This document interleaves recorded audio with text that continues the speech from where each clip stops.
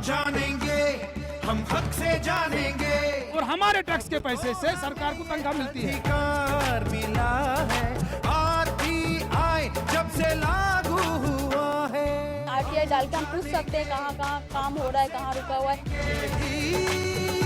RTI का नारा।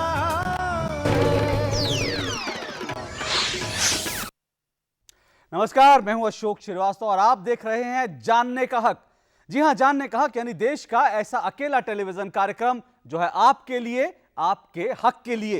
ये वो कार्यक्रम है जहां सूचना के अधिकार यानी आरटीआई से जुड़ा हर मसला, हर सवाल उठाते हैं हम, क्योंकि ये है हर एक आम आदमी का हथियार, सूचना का अधिकार।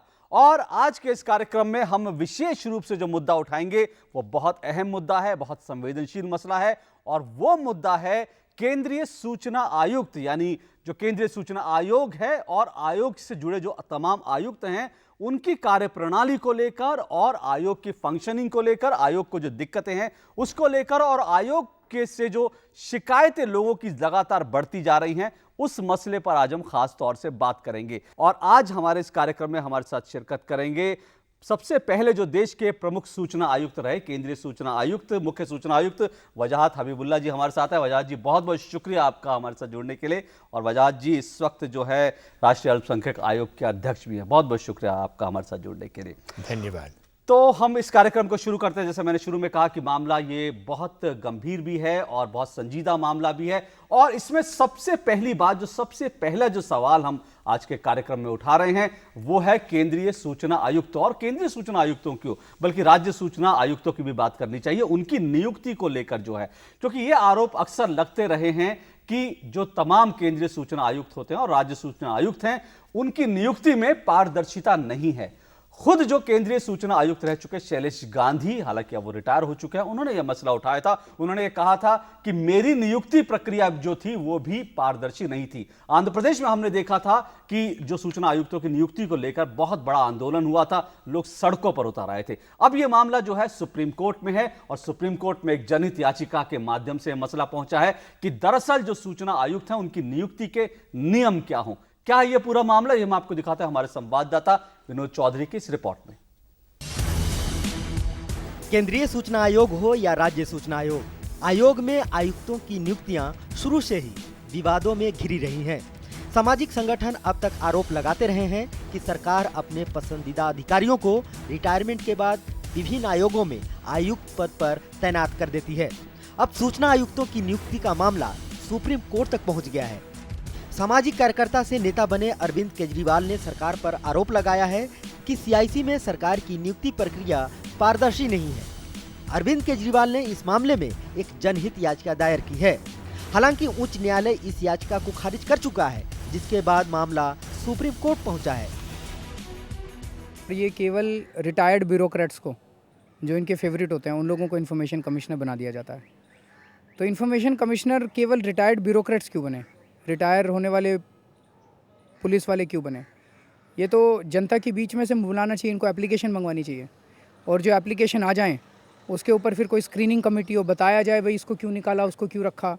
कोई पारदर्शिता हो तो होनी चाहिए ना, और जनता के बीच में से लेना चाहिए। जनता का मामला, राइट टू इन्फॉर्मेशन तो जनता का है, अफसरों का थोड़ी है। अफसरों ने तो खुद गड़बड़ कर रखी है, उन्हीं को इन्फॉर्मेशन कमिश्नर बना दोगे तो वो कभी नहीं देंगे इन्फॉर्मेशन। तो ये पूरा का पूरा जो है, इसीलिए आरटीआई आज काम करना बंद कर दिया, क्योंकि इन्फॉर्मेशन कमिश्नर्स जो हैं वो ये अपने खास लोगों को बना देते हैं। इस याचिका पर सुनवाई में केंद्र सरकार ने कहा है कि आयुक्तों की नियुक्ति को किसी नियम में नहीं बांधा जा सकता। इसके लिए आरटीआई कानून में एक उच्च स्तरीय कमेटी के गठन का प्रावधान रखा गया है।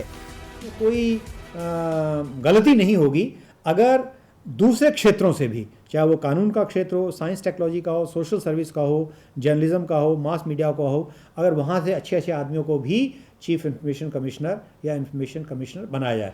मुख्य सूचना आयुक्त सत्यानंद मिश्र सहित वर्तमान सभी 8 आयुक्त पूर्व नौकरशाह हैं। खुद पूर्व केंद्रीय सूचना आयुक्त शैलेश गांधी कई बार कह चुके हैं कि आयुक्त की नियुक्ति में पारदर्शिता नहीं है। आपने कहा कि आपकी नियुक्ति भी जो जिस तरह से हुई वो भी पारदर्शी तरीके से नहीं हुई। पारदर्शी क्या, वो तो तुक्के में हुई, वो लॉटरी जैसे हुई मेरी नियुक्ति। जी। राजधानी दिल्ली में आलम यह है तो ज्यादातर राज्यों में भी हालात बेहतर नहीं है। कई राज्यों में राज्य सूचना आयुक्तों की नियुक्ति को लेकर धरने प्रदर्शन, यहाँ तक कि आंदोलन भी हुए हैं। तो दूसरी तरफ सूचना आयुक्तों की नियुक्ति को लेकर सुप्रीम कोर्ट के एक फैसले के बाद कई राज्यों में आयुक्तों के पद खाली पड़े हैं। ऐसे में सूचना मांगने वालों की सुनवाई भला कौन करेगा? आखिर क्या वजह है कि अपने पसंद के लोगों को कमिश्नर्स नियुक्त कर दिया जाता है? अभी अगर CIC को देखें, केंद्रीय सूचना आयोग को देखें, तो सारे के सारे जो कमिश्नर्स हैं या तो IAS हैं या तो IPS हैं, जबकि नियम में, RTI के नियम में साफ साफ लिखा है कि जो भी अलग अलग क्षेत्रों के जो विद्वान हैं वो कमिश्नर्स नियुक्त किए जा सकते हैं। तो आखिर क्या वजह है कि सिर्फ IAS और IPS ही? दिल्ली से कैमरामैन विनय तिवारी के साथ विनोद कुमार चौधरी, DD न्यूज। तो ये हमारी रिपोर्ट थी। वजाद साहब, सबसे पहले आपकी प्रतिक्रिया है। अब आप जिस तरह से नियुक्त हुए वो एक अलग प्रक्रिया, वो भले ही प्रक्रिया, उस पर उंगलियां नहीं उठी, लेकिन अब जो तमाम सूचना आयुक्त नियुक्त हो रहे हैं उनकी नियुक्ति को लेकर कहा जा रहा है उसमें पारदर्शिता नहीं। आप सहमत हैं इससे? आपको लगता है?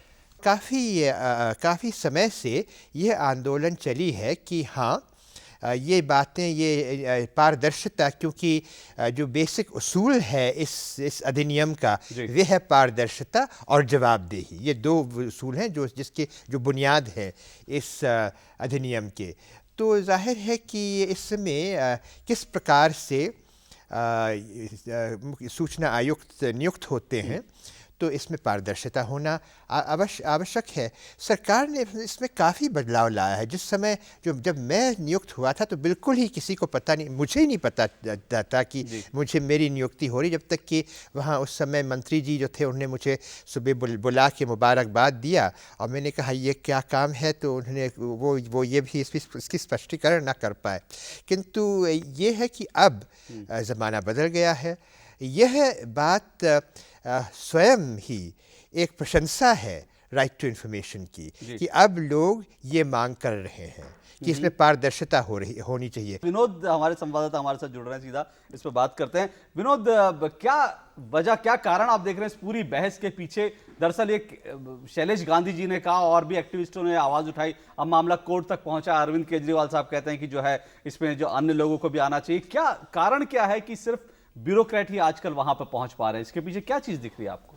दरअसल अशोक, इसमें सबसे बड़ी समस्या ही यही है कि चाहे जो भी हो, ऐसा माना जाता है, ऐसा कहा जाता है कि सरकार में जो सरकार के फेवर में जो अधिकारी काम किए हुए होते हैं उनको बदले में उनको इस तरीके के पोस्ट दिए जाते हैं। इस तरह के लोगों का मानना है अलग अलग। लेकिन यहाँ पर अशोक देखने वाली बात है, सोचने वाली बात है कि ठीक है, नियम है, कानून है। अरविंद केजरीवाल का जब हमसे बातचीत हुआ तो उनका भी यही कहना था कि आखिर सिर्फ ब्यूरोक्रेट्स ही क्यों, जबकि नियम और कानून में साफ साफ लिखा हुआ है कि प्रबंधन का क्षेत्र हो या लॉ का जानकार हो या प्रौद्योगिकी का जानकार हो या पत्रकारिता का जानकार हो, जो उसमें महारत हासिल कर लिए हैं, उसमें जो महारत हासिल वाले लोग हैं उनको सूचना आयुक्त के पद दिया जा सकता है। तो यहाँ पर सिर्फ और सिर्फ यही प्रश्न उठता है अशोक की, हम देखते हैं आंध्र प्रदेश में एक नेता को भी बना दिया गया था, सूचना आयुक्त के पद पर दे दिया गया था। और जो लोग हैं, कहीं ना कहीं लोग, इसमें नियम कानून की बात नहीं, संवेदनशीलता की बात है। थोड़े से सरकार को ध्यान रखना चाहिए कि आखिर हम जो ये पोस्ट दे रहे हैं लोगों के पास जाएगा, लोगों के पास बातें जाएंगी तो कहीं ना कहीं विवाद खड़ा होगा।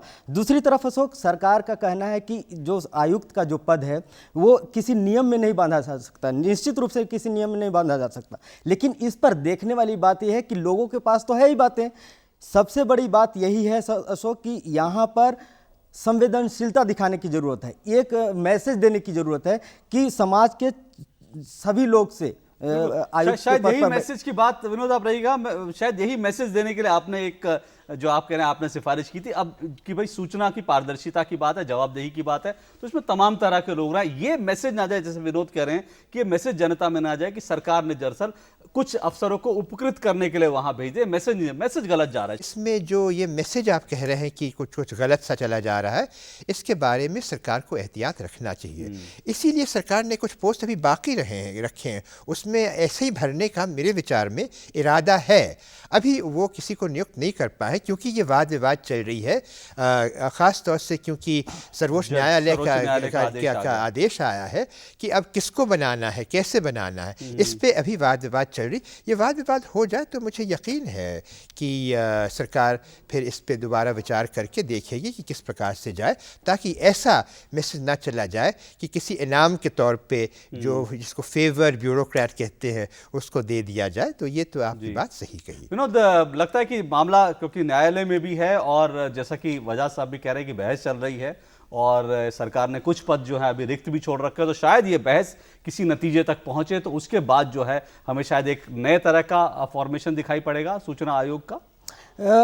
ऐसा उम्मीद की जानी चाहिए सरकार से। जब मामला सुप्रीम कोर्ट में है, खुद पीएमओ इस पर और डीओपीटी विचार कर रहा है कि जल्दी से, लेकिन सबसे बड़ी बात, देखने वाली बात अशोक ये है कि यहाँ 7 सालों से, 7 साल आरटीआई का हो गया, 7 साल से पोस्ट अभी तक पूरा नहीं हो पाया है। जहाँ तक बात है कि इसको कैसे भरा जाए, तमाम तरीके की परेशानियां यहाँ के केंद्रीय सूचना आयोग में हैं। आपको पता है पेंडेंसी जो है लगभग 1 साल हो चुका है। तो वहाँ पर जब हमारी कमिश्नर से बातचीत हुई, उन्होंने कहा कि चूँकि पोस्ट कम है और तमाम तरीके के इंफ्रास्ट्रक्चर की परेशानियां हैं आयोग के अंदर, इस वजह से पेंडेंसी भी बढ़ती जा रही है। कमिश्नर्स अगर नियुक्त हो जाएंगे तो इस तरह के परेशानियाँ दूर होंगी। तो कहीं ना कहीं सरकार और डीओपीटी और आयोग ये मिल करके बैठ करके बातचीत करनी चाहिए। और निश्चित रूप से आरटीआई जो है आम लोगों के द्वारा किया जाने वाला एक कानून है और मेरे ख्याल से अगर इस तरीके के आगे सोच विचार करके बातें रखें तो आरटीआई के हक में बहुत अच्छा होगा। जी, बहुत बहुत शुक्रिया विनोद आपका हमारे साथ जुड़ने के लिए। और विनोद चौधरी हमारे संवाददाता जुड़े थे और जानने का हक में जो सूचना आयोग हैं उनकी भूमिका को लेकर और भी कई सारे सवाल हैं, कई सारी कहानियां हैं, उन सब पर बात करेंगे पर इस छोटे से ब्रेक के बाद।